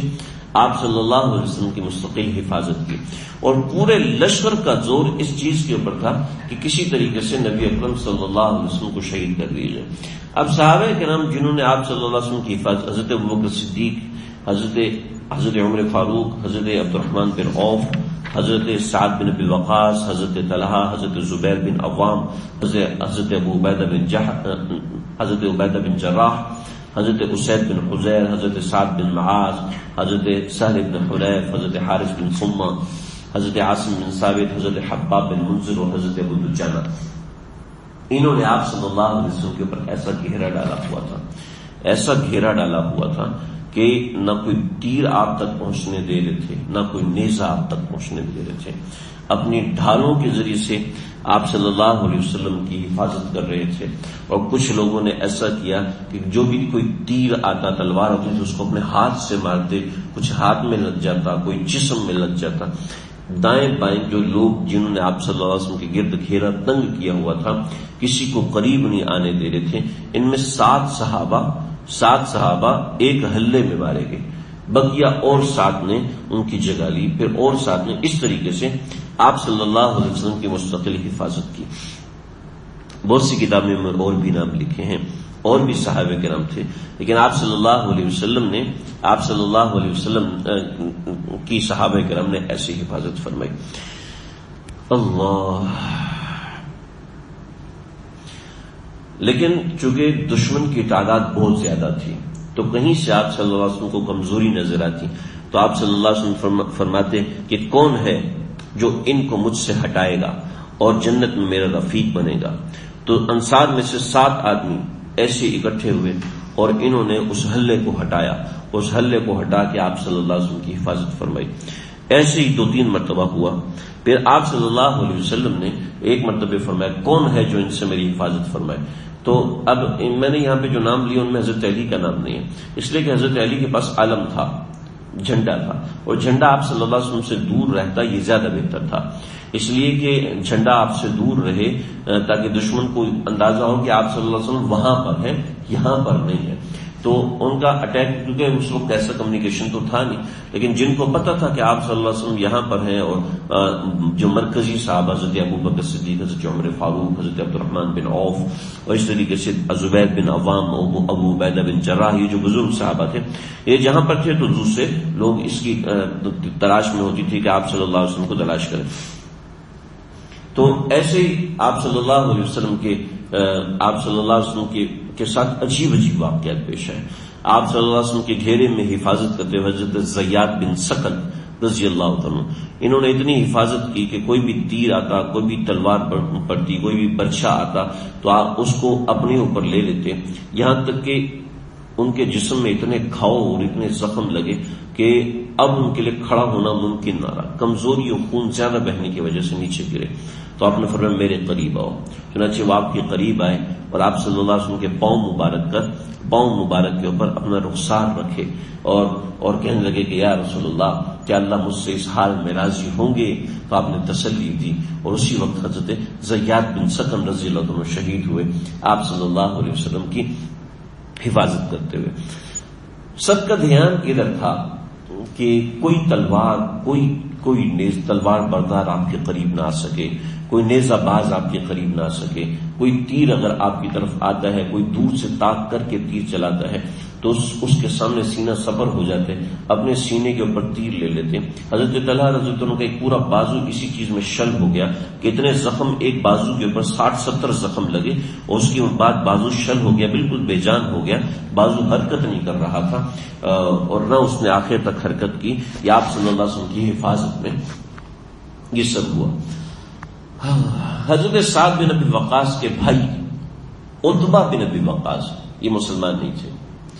جب انہوں نے دیکھا کہ یہ تو ہر چیز کو روک رہے ہیں تو انہوں نے کہا کہ میں پتھر اٹھا کے مارتا ہوں کیونکہ ان کا دھیان پتھر کی طرف نہیں ہوگا. چنانچہ حضرت سعد بن ابی وقاص فرماتے ہیں جتنا میں عتبہ کے قتل کا حریص ہوں اتنا میں کسی کے قتل کا حریص نہیں ہوں، کیونکہ اس شخص نے نبی اکرم صلی اللہ علیہ وسلم کو چوٹ پہنچائی. چنانچہ عتبہ بن ابی وقاص اس نے ایک پتھر پھینکا جو آپ صلی اللہ علیہ وسلم کے چہرہ مبارک پہ لگا اور چہرہ مبارک پہ جو لگا تو چہرہ مبارک پہ لگا تو آپ صلی اللہ علیہ وسلم پیچھے کی طرف گرے. اور عبداللہ بن قمیہ یہ قریش کا مشہور پہلوان ہے، اس نے زوردار طریقے سے آپ صلی اللہ علیہ وسلم کے اوپر حملہ کیا اور آپ صلی اللہ علیہ وسلم کو زخم پہنچانے کی کوشش کی، لیکن زرہ کی وجہ سے بچت ہو گئی، لیکن تلوار سے تو کر نہیں سکا. قریب پہنچ چکا تھا تو پتھر اٹھا کے صحابہ کرام نے پیچھے بھگایا تو پتھر اٹھا کے پھینکا تو ادھر سے عتبہ بن ابی وقاص کا پتھر آپ کے چہرہ مبارک پہ لگا اور آگے کے دونوں دانت شہید ہو گئے. اور پیچھے سے عبداللہ بن قمیہ کا جو پتھر تھا وہ آپ کی پیشانی پہ لگا تو آپ صلی اللہ علیہ وسلم پیچھے کی طرف گرے اور پیچھے آپ کو پتہ نہیں تھا کہ ایک گڑھا تھا، اس گڑھے کے اندر آپ علیہ الصلوۃ والسلام گرے ہیں اور آپ کے جسم پر جو خود سر پہ پہنی ہوئی تھی وہ اتری ہے اور اس کی ایک کڑی آپ کے سر مبارک میں گھس گئی اور ایک کڑی رخسار مبارک میں گھس گئی. ٹھیک ہے، اور اتنی زور سے گھسی ہے کہ آپ صلی اللہ علیہ وسلم کا وہاں سے خون کے فوارے شروع ہو گئے اور اس طریقے سے معاملہ ہوا تو کہ آپ صلی اللہ علیہ وسلم نیچے گرے. اب صحابہ کرام کی محبت دیکھیں. حضرت ابو سعید خدری کی جو والد ہیں حضرت مالک بن سنان رضی اللہ عنہ، انہوں نے دیکھا کہ آپ علیہ الصلوۃ والسلام کا چہرہ مبارک پورا خون سے تر ہے کہ اس کی وجہ سے خون بہہ رہا ہے اور وہ مقام ایسا تھا وہاں مٹی بھی تھی، چہرہ مبارک سارا. تو حضرت مالک بن سنان نے دیکھا تو حضرت مالک بن سنان نے فوراً آپ کے چہرہ انور سے جو خون تھا وہ سارا کا سارا خون چوس لیا، وہ سارا کا سارا خون چوسا. یہ ایسی محبت ہے، ایسی محبت ہے. تو آپ صلی اللہ علیہ وسلم نے اسی وقت مالک بن سنان کو فرمایا کہ لن تمسک النار، تمہیں آگ ہرگز نہیں چھوئے گی کہ محمد عربی صلی اللہ علیہ وسلم کے خون کے جسم کا خون مبارک تمہارے جسم میں چلا گیا. اور یہاں کے آج کل جو فلاسفر اور اس طرح کے خون ایک ناپاک چیز ہوتی ہے اور ایسا ہوتا ہے ویسا ہوتا ہے، ارے آپ کو کیا پتا، آپ تو بالکل خشک ہوئے پڑے، بالکل بھابھیوں کی طرح ہو کے سوچتے ہیں. جب بھابھیوں کی طرح ہو کے سوچیں گے تو کیا سمجھ میں آئے گا. محبت سے سوچا جائے تو چیز ہی الگ ہے. حضرت طلحہ رضی اللہ عنہ کو آپ نے فرمایا تھا یہ میں نے خون نکلوایا، اس کو کسی پاکیزہ جگہ پہ ڈالاؤ، اس کو کسی جگہ پہ دباؤ کہ کوئی اس کی بے ادبی نہ کر سکے. تو حضرت طلحہ سے برداشت نہیں ہوا کہ اللہ کے نبی کا خون ہے اس کو میں مٹی میں ڈالوں، ایسا کیسے ہو سکتا ہے. وہ خون مبارک پی گئے. تو آپ نے فرمایا طلحہ کیا ہوا؟ یا رسول اللہ وہ میں نے محفوظ کر دیا. آپ نے فرمایا مسلم شریف کی روایت تم نے پی تو نہیں لیا؟ یا رسول اللہ مجھ سے برداشت نہیں ہوا کہ میں اس کو پھینکوں. اللہ اکبر، ایسی محبت تھی صحابہ کرام. اس کے بعد عبداللہ بن ابی قمیہ دوبارہ آیا تو آپ صلی اللہ علیہ وسلم نے فرمایا آپ صلی اللہ علیہ وسلم نے فرمایا کہ اقامک اللہ، اب ابن قمیہ اللہ تجھے ذلیل کرے گا. آپ کی یہ بات سننی تھی تو وہاں سے بدعت کے بھاگا. ان کو پتا تھا کہ آپ کے منہ سے جو بات نکلتی ہے کبھی آگے پیچھے نہیں ہوتی. تو اللہ تعالیٰ نے ایک بکرا اس پر مسلط کر دیا. حیرت ہوگی، حیرت ہو رہی ہے نا. کبھی بکرا بھی کسی کے پیچھے لگا ہے. جی ہاں، اتنا خطرناک آدمی جو قتل و خون نے ہاتھوں کو رنگنے والا ہے، اس کے پیچھے اللہ نے ایک بکرے کو مسلط کر دیا. سمجھ لیں. اور اسی بکرے نے ایک مرتبہ ناگہانی میں اس کے اوپر ایک اپنا سینگ مارا. اس سینگ میں کوئی زہر تھا یا کیا تھا جس کی وجہ سے یہ کچھ دن بیمار رہا. اس کے بعد تڑپ تڑپ کے مر گیا. کبھی سنا آپ نے بکرے نے کسی انسان کو قتل کر دیا ہو؟ بکرا تو ذرا گھاس کھاتا ہے، وہ پکی ہوئی بوٹی بھی نہیں کھا سکتا. لیکن اللہ کے نبی کی بد دعا تھی، اللہ نے پہاڑی بکرا اس پر مسلط کیا. آپ صلی اللہ علیہ وسلم جب یہاں پر ہیں تو یہاں پر ہونے کے بعد یہ صحابہ کرام کے گھیرے میں، تو اتنی دیر میں حضرت علی رضی اللہ عنہ پہنچے. حضرت علی رضی اللہ عنہ نے یہ حالت دیکھی کہ آپ صلی اللہ علیہ وسلم گرے ہوئے ہیں اور ایک گڑھے میں ہیں. تو حضرت علی اور حضرت طلحہ، حضرت علی تو اس وقت جان میں تھے، اللہ رب العزت نے حفاظت فرمائی، لیکن حضرت طلحہ بہت زخمی ہو چکے تھے آپ کی حفاظت کرتے ہوئے. تو آپ صلی اللہ علیہ وسلم گڑھے میں تھے اور وہاں پر جو گڑھا تھا وہ پہلے سے نہیں تھا. اسی وقت ابو عامر فاسق نے وہ گڑھا تیار کیا تھا کہ اس کے اندر اگر مسلمان گریں گے تو ہمیں مارنا آسان ہوگا. تو آپ صلی اللہ علیہ وسلم اس میں گر چکے تھے. تو حضرت علی رضی اللہ عنہ اور حضرت طلحہ رضی اللہ عنہ، ان دونوں نے، ایک نے آپ کو دائیں کندھے سے سہارا دیا اور ایک نے آپ کو بائیں کندھے سے سہارا دیا. اچھا، پھر وہاں گڑھے سے آپ صلی اللہ علیہ وسلم کو باہر نکالا. تو وہاں پر حضرت عبد الرحمن بن عوف، حضرت ابو عبیدہ بن جراح، یہ دونوں حضرت اور بھی حضرات صحابہ تھے. لیکن آپ کی جو خود مبارک تھی وہ ایک سر میں اور ایک رخسار مبارک میں گڑی ہوئی تھی. تو وہ کڑی اتنی زیادہ گڑی ہوئی تھی کہ اس کو نکالنا بہت مشکل تھا. چنانچہ حضرت ابو عبیدہ بن جراح نے اپنے دانت ڈالے اور دانت ڈالنے کے بعد اس کو نکالا. نکالتے نکالتے ان کے دونوں سامنے کے دونوں دانت ٹوٹ گئے.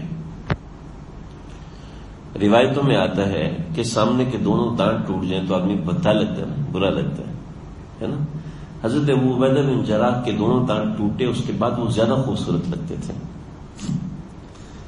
ایسی اللہ رب العزت نے رعنائی کے چہرے پہ ایسی رونق ڈال دی تھی کہ سامنے کے دونوں دانت ٹوٹے ہوئے. آپ ذرا تصور کریں کہ آپ ذرا مسکراتے ہیں اور آپ کے سامنے کے دانت ہی نہیں ہیں، تو آپ کو کہیں گے بابا جی بس کرو، بابا جی چپ کرو، یہ آپ ہنستے ہوئے اچھے نہیں لگتے ہیں کیا؟ آپ منہ کھولتے ہیں تو عجیب سا لگتا ہے. تو حضرت ابو عبیدہ بن جراح، ان کے دونوں دانت ٹوٹے ہوئے تھے، اس کے باوجود وہ پہلے سے زیادہ خوبصورت لگتے تھے. یہ اللہ رب العزت نے نوازا. پھر حضرت عبد الرحمن بن عوف نے اپنے دانت سائڈ کے دونوں دانت ڈالے اور دانتوں کے ذریعے سے وہاں سے آپ کی دونوں کڑیاں نکالی. جب دونوں کڑیاں نکالی تو خون اندر سے ابل کے باہر نکلا. اب صحابہ کرام نے بہت ہاتھ رکھے کہ خون کسی طریقے سے روکیں. جب ہاتھ ہٹائے تو خون پھر دوبارہ نکلنا، کتنا بڑا سوراخ ہے جسم مبارک کے اندر، اتنا خون بہ رہا ہے. تو جلدی سے حضرت فاطمہ تشریف لائے. انہوں نے چٹائی جلائی اور چٹائی جلا کے حضرت علی ڈھال کے اندر پانی لے کے آئے اور چٹائی جلا کے اس کو ٹھنڈا کیا اور ٹھنڈا کر کے یعنی گرم چٹائی اس زخم میں بھری اور بھر کے اوپر ٹھنڈا پانی ڈالا. جب ٹھنڈا پانی ڈالا تو خون اسی وقت بند ہو گیا. پھر آپ صلی اللہ علیہ وسلم کو ساتھ لے کے چلے. حضرت آپ صلی اللہ علیہ وسلم کو حضرت علی نے سہارا دیا، حضرت طلحہ نے سہارا دیا. لیکن اس کے ساتھ ساتھ آپ علیہ الصلوۃ والسلام کا کیا مزاج ہے. آپ نے فرمایا کسی نے چلتا پھرتا دنیا میں زندہ جنتی دیکھنا ہو تو وہ طلحہ کو دیکھ لے. کہ حضرت طلحہ نے کیا معاملہ کیا. اب دیکھیں نبی اکرم صلی اللہ علیہ وسلم کو پیچھے لے کے جایا جا رہا ہے، صحابہ کرام کے گھیرے میں پیچھے لے کے جایا جا رہا ہے. دوسری طرف کیا ہے؟ دوسری طرف یہ ہوا کہ ایک شخص نے آپ صلی اللہ علیہ وسلم حضرت مصعب بن عمیر رضی اللہ عنہ کو نیزہ مارا. حضرت مصعب بن عمیر وہیں پر گرے اور شہید ہو گئے. اب حضرت مصعب بن عمیر رضی اللہ عنہ کی جو چہرہ مبارک تھا وہ نبی اکرم صلی اللہ علیہ وسلم کے چہرے مبارک سے ملتا جلتا تھا. تو اس نے مشہور کر دیا کہ میں نے نبی اکرم صلی اللہ علیہ وسلم کو قتل کر دیا ہے، نعوذ باللہ من ذالک. تو جیسے ہی شور مچایا تو مسلمانوں نے افراتفری مچ لی، مسلمان ایسے پریشان ہوئے. خیر میں آگے بتاتا ہوں. نبی اکرم صلی اللہ علیہ وسلم کو حضرت علی لے کے چلے، اور لے کے چلتے چلتے چلتے پیچھے ایک پہاڑ ہے، اس پہاڑ کے اندر آج بھی ایک غار بنی ہوئی ہے جس کو سعودی حکومت نے بند کر دیا. تو اس چٹان کے اوپر حضرت علی اور حضرت طلحہ نے آپ کو چڑھانا چاہا، لیکن خون اتنا زیادہ بہہ چکا تھا کہ آپ صلی اللہ علیہ وسلم کے اندر بہت شدت کے ساتھ کمزوری تھی. تو حضرت طلحہ آگ کے نیچے بیٹھ گئے، نیچے بیٹھے، آپ صلی اللہ علیہ وسلم کے پاؤں مبارک اپنے اوپر رکھے اور یوں اوپر اٹھا کے آپ صلی اللہ علیہ وسلم کو چٹان پہ چڑھایا. تو آپ نے پھر فرمایا اوجب طلحہ، اوجب طلحہ، یعنی طلحہ نے اپنے لیے جنت کو واجب کر دی. اللہ اکبر.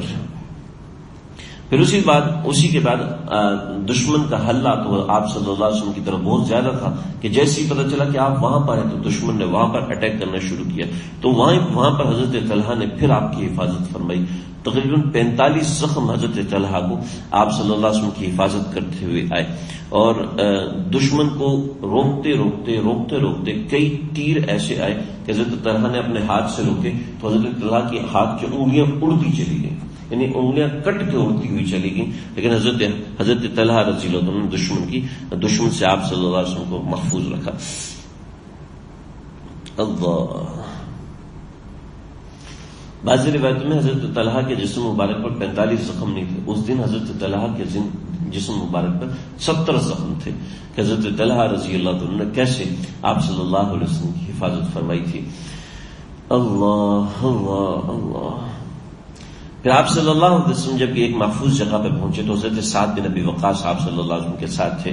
تو آپ صلی اللہ علیہ وسلم کے ساتھ بیٹھ کے آپ ترکش میں سے 3 نکال کے دیتے. حضرت سعد بن ابی وقاص تیر چلاتے رہے تو آپ نے فرمایا ارمی یا سعد فداک ابی و امی، کہ میرے ماں باپ تجھ پر قربان، تم تیر چلاؤ. چنانچہ حضرت سعد بن ابی وقاص نے تیر چلائے، اور تیر اتنی کثرت سے چلائے کہ دشمن کو آپ صلی اللہ علیہ وسلم سے قریب نہیں آنے دیا.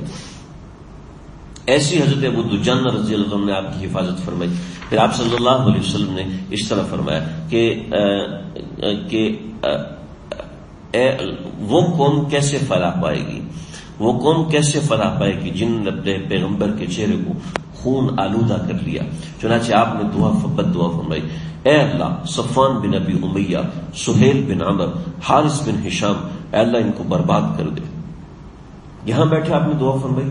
نظام قدرت دیکھیں اللہ کا کہ اللہ نے اسی وقت وحی نازل فرمائی، لیس لک من الامر شیء او یتوب علیہم او یعذبہم فانہم ظالمون.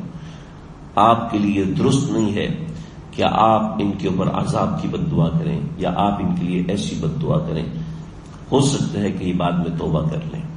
چنانچہ آپ صلی اللہ علیہ وسلم کو منع کر دیا گیا کہ صفوان بن امیہ، سہیل بن عمر اور حارث بن ہشام کے بارے میں آپ نے جو بد دعا فرمائی ہے اس بد دعا کو آپ رد فرما دیں کہ یہ بد دعا اللہ رب العزت قبول نہیں فرمائیں گے، اس لیے کہ اللہ نے ان کے مقدر میں اسلام لکھا ہوا ہے. چنانچہ فتح مکہ کے دن ان لوگوں نے اسلام قبول کیا. چنانچہ پھر آپ صلی اللہ علیہ وسلم کو جو تکلیف تھی تو آپ نے یہ دعا فرمائی، اللہم اغفر لقومی فانہم یعلمون، اے اللہ میری قوم کو معاف کر دے، اس لیے کہ یہ جانتے نہیں ہیں کہ اپنے پیغمبر کو تکلیف پہنچا رہے، اپنے پیغمبر کو کس طریقے سے تکلیف پہنچا رہے. آپ صلی اللہ علیہ وسلم وہاں پر بیٹھے ہیں تو آپ کی ابھی حفاظت کرنے والے بہت سے صحابہ تھے. حضرت قتادہ بن نعمان بھی ان میں سے ایک ہے. حضرت قتادہ بن نعمان حفاظت کر رہے ہیں، کرتے کرتے کبھی ادھر سے ہو جاتے کبھی ادھر سے ہو جاتے، لیکن ایک ایسا تیر آیا جو ان کی سیدھا آنکھ میں چلا گیا، اور جب آنکھ میں گیا تو نیچے گرے. تو آپ نے فرمایا ادھر آؤ قتادہ، ادھر آئے. یا رسول اللہ یہ دیکھیں میری آنکھ میں تیر ہے، یہ کیسے میری کیسے جان کی حفاظت ہو. تو آپ نے تیر پکڑ کے نکالا. جب تیر پکڑ کے نکالا تو آنکھ کی ساری پتری جو ہے وہ لٹک کے رگیں وغیرہ ساری باہر آ گئی، سارا گوشت لٹکا ہوا. تو آپ نے فرمایا قتادہ کیا چاہتے ہو کہ اللہ تعالیٰ تمہیں اس کے عوض جنت میں آنکھ عطا فرمائے یا دنیا میں ہی آنکھ مل جائے، یا دنیا میں ہی آنکھ مل جائے. تو حضرت قتادہ نے کیا جواب دیا، بڑے مزے کا، جو عاشق حضرات ہیں نا وہ خوش ہو جائے. حضرت قتادہ کہنے لگے یا رسول اللہ میری ایک بیوی ہے میں اس سے بڑی محبت کرتا ہوں، لیکن وہ میرا خیال نہیں کرتی، اور میری اگر آنکھ نکل جائے گی تو میں تو کانا ہو جاؤں گا، تو وہ مجھ سے طلاق مانگے گی اور مجھے دینی پڑے گی، کیونکہ میں اس کی بات ٹال نہیں سکتا، کیونکہ میں اس سے بہت محبت کرتا ہوں۔ تو آپ دعا کریں میری آنکھ ٹھیک ہو جائے۔ ادھر سے جنگ ہو رہی ہے، اور کیا صحابہ کو پتا تھا، اللہ کے نبی کو اللہ نے بڑی بڑی طاقت دی ہے۔ چنانچہ آپ صلی اللہ علیہ وسلم نے آنکھ کو پکڑا اور دوبارہ اندر ڈالا، سارا گوشت کا ملبوبہ سب اندر ڈالا، اور آپ نے فرمایا اے اللہ، جس طرح قتادہ نے تیرے نبی کے چہرے کی حفاظت کی ہے، اے اللہ اس طرح تو اس کے چہرے کو محفوظ کر دے، اور اس کی دوسری آنکھ کو پہلی آنکھ سے زیادہ خوبصورت کر دے۔ چنانچہ حضرت قتادہ کی یہ والی آنکھ پہلی آنکھ سے زیادہ خوبصورت ہو گئی تھی، پہلی آنکھ سے زیادہ اچھی لگتی تھی۔ کیسے لگتی تھی؟ اللہ کرے گا تو جنت میں دیکھیں گے۔ ہاں جی، سب سوالوں کے جواب یہاں نہیں ملتے۔ اللہ، پھر آپ نے دعا فرمائی اللہم اعطہ جمالا، اللہ جی اس کو خوبصورتی عطا فرمائے تاکہ اپنی بیوی سے اچھی طریقے سے محبت کر سکے۔ یعنی دیکھو شریعت نے کتنی خوبصورت بات، یعنی صحابہ کرام ہر معاملے میں صاف ستھرے، یعنی کہ آپ کے پاس ایک صحابی ہے، رسول اللہ میں نے آپ کی دعوت کرنی، آپ نے فرمایا کہ میرے اکیلے کی دعوت کرنی ہے، عائشہ کی بھی دعوت کرنی ہے؟ کہ نہیں یا رسول اللہ بس آپ اکیلی کی، حضرت عائشہ کی نہیں کرنی، اتنے پیسے نہیں ہمارے پاس۔ تو آپ نے فرمایا پھر میں نہیں آؤں گا۔ کہنے لگے کہ ٹھیک ہے کوئی بات نہیں۔ پھر دوبارہ ہے یا رسول اللہ دل بے قرار ہے، آپ کی دعوت کرنی ہے۔ آپ نے فرمایا عائشہ کو بلاؤ گے؟ کہ نہیں بلاؤں گا۔ تو پھر میں بھی نہیں ہوں، ٹھیک ہے نہیں ہے۔ صاف ستھرے لوگ، ہماری طرح اندر منافقت نہیں ہوتی، مولی صاحب کیا ہے بیوی کے بغیر چلتے ہی نہیں، ان کو پتہ نہیں ہے کیا لے آپ نے بیوی، کیا ہم کیا کریں، آپ کی شوقین ہی نہیں جاتے نہیں یار سر، پھر آپ بھی نہیں ہے۔ کیا صاف ستھرے لوگ، سیدھے لوگ۔ پھر تیسری مرتبہ یا رسول اللہ آپ کی دعوت کرنی، دل بھی قرار ہے۔ آپ نے فرمایا عائشہ آئے گی؟ کہاں عائشہ کا انتظام بھی ہو گیا، آپ عائشہ کو بھی لے۔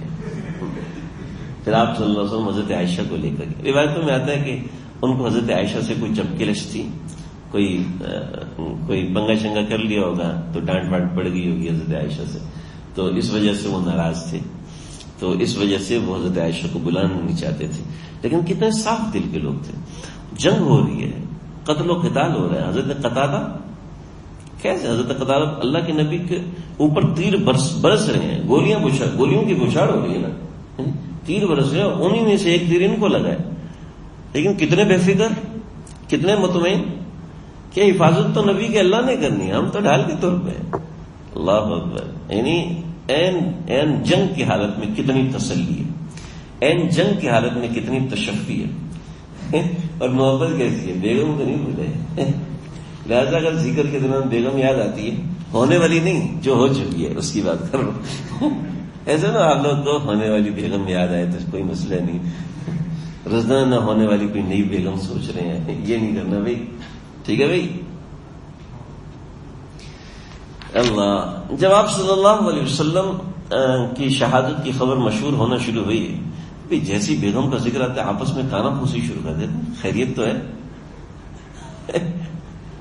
زیادہ ہی جلدی ہے، صبر رکھو، ہولڈ یور ہارسز، اپنے گھوڑوں کو سنبھال کر رہے، عربی کا محاورہ ہے ہولڈ یور ہارسز، کہ انسان کا صبر گھوڑے کی طرح ہے، اس لیے انہوں نے انگریزی میں محاورہ بنایا، صبر کرو صبر کرو، ابھی وقت بہت دور ہے، ابھی پجامہ نہیں اترو، دریا بہت دور ہے، ابھی تو بڑے بھائی کیوں نہیں ہے، پھر اس کے بعد دوسرے کیوں نہیں ہے، اس کے بعد تیسرے کیوں نہیں ہے، اس کے بعد پھر مجھ سے پوچھیں گے یا نہیں پوچھیں گے، اچانک سے کہیں گے ہاں پتر تیری شادی آ جا، انہوں کو اماں جی شکر ہے میرا بھی نمبر آ گیا، چلو آ جاتا ہوں۔ وہ جو ساری دھمکیاں تھیں شادی کروں گا تو اسی سے کروں گا، اس کے علاوہ کسی سے نہیں کروں گا، وہ سب دھمکی آدمی کہتے چھوڑو یار رہنے دو، یہ شکر کرو ہو رہی ہے۔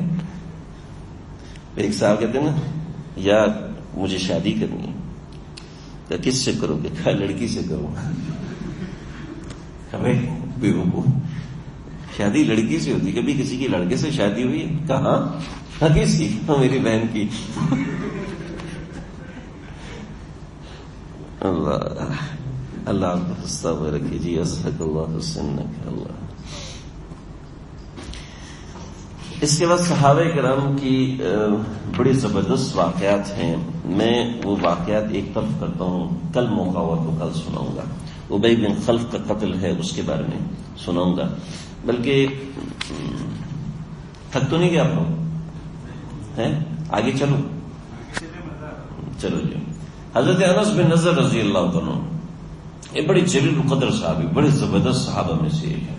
حضرت انس بن نضر رضی اللہ عنہ یہ جنگ احد میں جب یہ مشہور ہوا کہ آپ صلی اللہ علیہ وسلم شہید ہو گئے تو یہ تلوار لے کے آگے بڑھے اور دشمن کے لشکر میں گھسنے لگے. ایسی جرت کوئی بھی نہیں کر رہا تھا.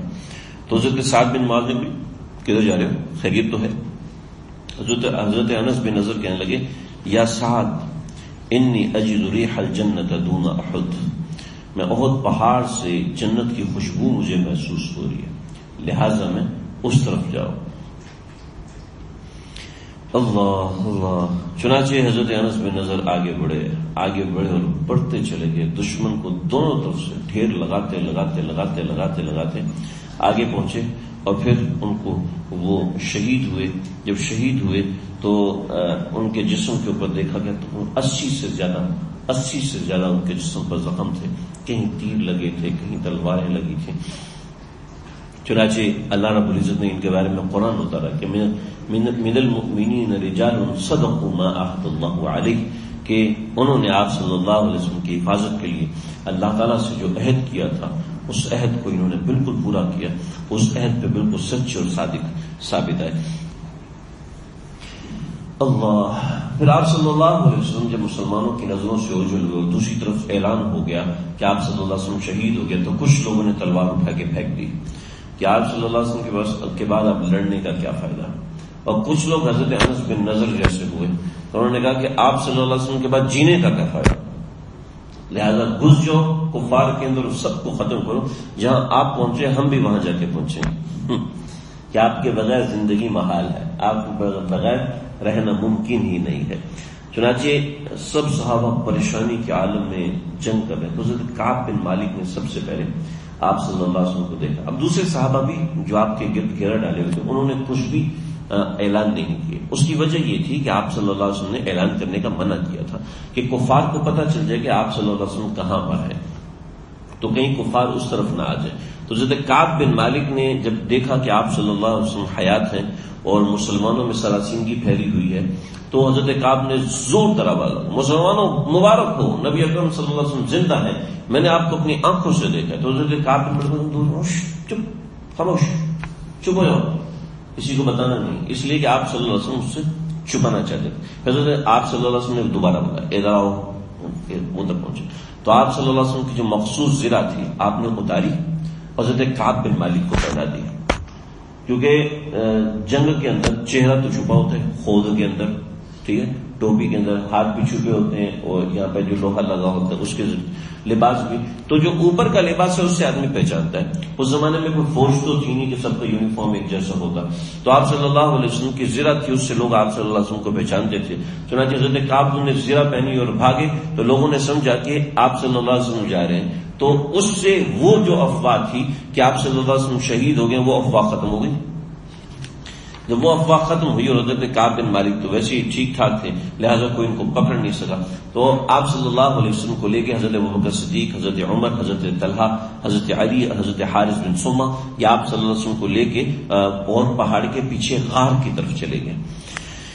اللہ اکبر. اس غار کی طرف جب پہنچے ہیں، اس غار کی طرف جا رہے تھے تو ابی بن خلف کو پتہ چلا. تو اس کا گھوڑا بہت طاقتور تھا، بہت طاقتور اس کا گھوڑا تھا، یعنی ایسا سدھایا ہوا گھوڑا تھا جو دشمن کا بڑے خطرناک طریقے سے مقابلہ کرتا تھا اور اتنا سمجھدار تھا کہ اس کو اپنے گھوڑے پر فخر تھا.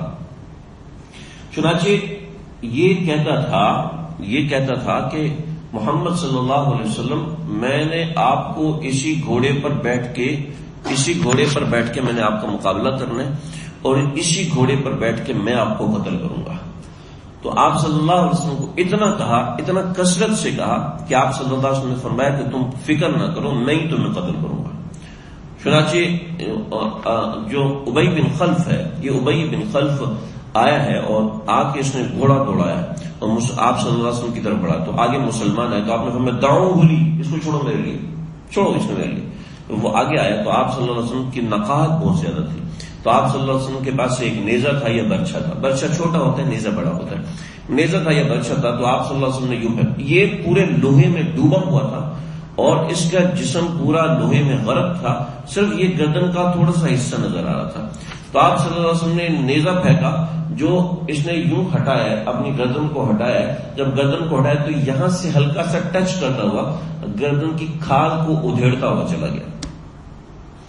جب اس کی کھال کو ادھیڑا تو حدیث میں آتا ہے کہ بیل کی طرح چیخا، بیل کی طرح چیخ کے بھاگا بھاگا بھاگا بھاگا بھاگا بھاگا اور بھاگتے بھاگتے ابو سفیان کے پاس پہنچا اور چیخ رہا ہے۔ لوگوں نے کہا کیا ہوا؟ کہ یہ دیکھو زخم لگا۔ بھائی کوئی زخم ہے، خون بھی نہیں نکل رہا، صرف کھال اتری ہے، اس زخم سے کیوں چیخ رہے ہو؟ کہنے لگے اللہ کے بندو تمہیں پتا ہے کہ یہ زخم لگایا کس نے؟ کہ کس نے لگایا؟ کہ قد قتل محمد، مجھے محمد صلی اللہ علیہ وسلم نے قتل کیا ہے۔ انہوں نے کہا اللہ کے بندے اتنے جوان آدمی ہو، اتنے ہٹے کٹے ہو، چھوٹے سے چیلنے کے اوپر تم اتنا چیخ رہے ہو؟ تو کہنے لگا کہ نہیں، بات یہ نہیں ہے، یہ محمد کا زخم لگایا ہوا اور آپ نے فرمایا تھا کہ میں ہی تجھے قتل کروں گا اور اب میں نہیں بچتا۔ چنانچہ اسی زخم میں وہ چیختا رہا چیختا رہا چیختا رہا، حتیٰ کہ مکے سے قریب مقام صرف ہے جہاں حضرت میمونہ کی قبر ہے، اس مقام پہ یہ پہنچا اور اپنے اس درد کی وجہ سے مر گیا۔ کسی نے کہا کہ ابی بن خلف یہ کوئی ایسا ہے کہ اللہ کی قسم اگر وہ میری طرف منہ کر کے تھوک دیتے تو میں اس تھوک سے بھی مر جاتا، اتنا اس کو یقین تھا۔ اب خود سوچیں کہ کفار کو آقا صلی اللہ علیہ وسلم کی بات کا کتنا یقین ہے، تو مسلمان کو کتنا یقین ہونا چاہیے، آپ صلی اللہ علیہ وسلم کی باتوں میں کس قدر مسلمان کا ڈر ہونا چاہیے، کس قدر اس کی فہم ہونی چاہیے، اس کو سمجھنا چاہیے۔ اللہ، کئی مسلمانوں کی لاشوں کا مسئلہ کیا گیا، ان کے ناک کاٹے گئے، ان کے ہاتھ کاٹ دیے، ان کے پاؤں، ان کی آنکھیں نکال دی، ان کے کان کاٹ دیے، اور کئی لوگوں نے ایسا کیا کہ کان کاٹ کے، ناک کاٹ کے، زبان کاٹ کے، آنکھیں نکال کے ان کو دھاگے میں پرو کے اپنے گلے میں پہن کے واپس مکے کی طرف گئے۔ ابو سفیان جو تھے بڑا زیرک انسان تھے، بہت زیرک انسان تھے۔ وہ جہاں مسلمانوں کا اجتماع ہو رہا تھا کہ مسلمان اس پہاڑ میں محفوظ تھے، بلکہ کفار واپس جانے لگے، تو اس نے للکارا کہ افی القوم محمد، کیا قوم میں محمد صلی اللہ علیہ وسلم ہے؟ تو آپ صلی اللہ علیہ وسلم نے فرمایا کوئی جواب نہ ہے، چپ، کوئی جواب۔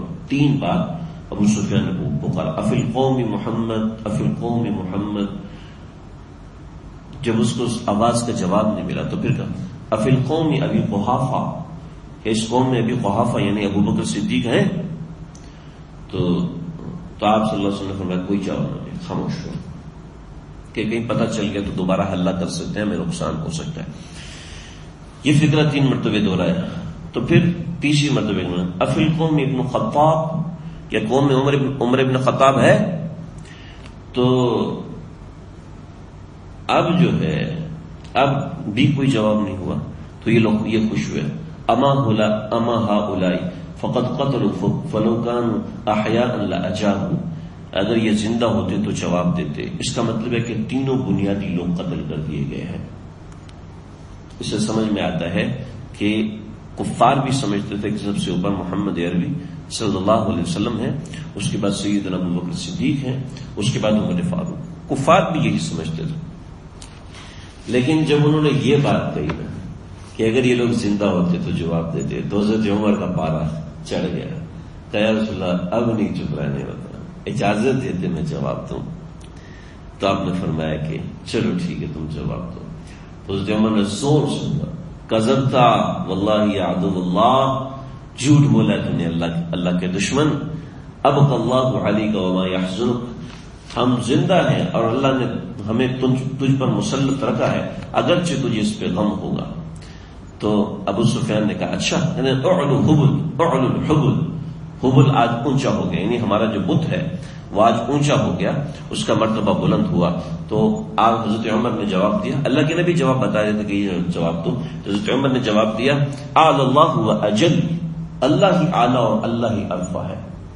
دیکھو جی، یہ لوگ بھی اللہ کو مانتے تھے اور یہ لوگ مانتے تھے کہ اللہ بڑے ہے، حبل اس کا چھوٹا ہے.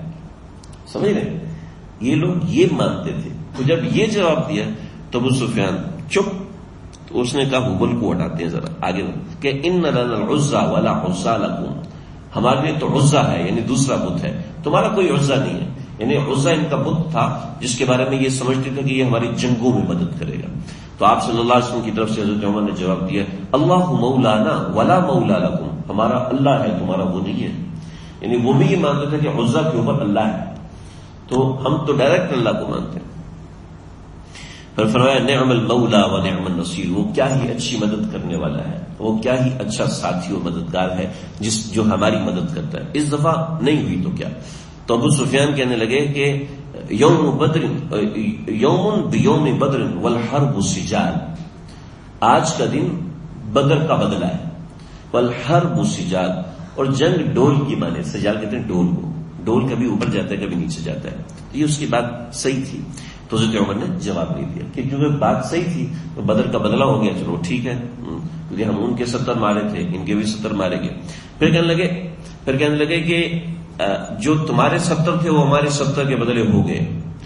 تو حضرت عمر نے کہا نا نا نا نا، یہ نہیں کہنا، ہمارے 70 تمہارے 70 کے بدلے نہیں ہوئے.